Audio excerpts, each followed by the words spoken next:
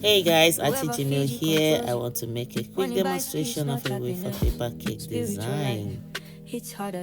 I like to cut my wafer papers upside down with the circle cutter so I can see how much paper I have and I don't have too much wastage. I finished cutting. I used a metal cup and it was breaking the wafer paper so easily, so I used a paper cup which was so good. It doesn't cut the papers and it was very easy to turn it out, so I just gently, slowly wiggle it out and it comes out, and I use chocolate to glue it to the cake because I use a fondant to cover the cake, so it was easier to use chocolate, that way it dries fast, and I use that all around the cake and it made it very easy for me to do.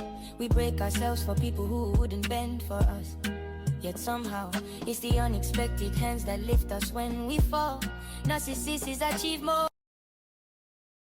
I finished putting all the wafer papers on the cake. Because I covered it with fondant, I needed to put a little buttercream icing on top to place the strawberries so it could help hold it in place. And here is the cake, beautiful and nice.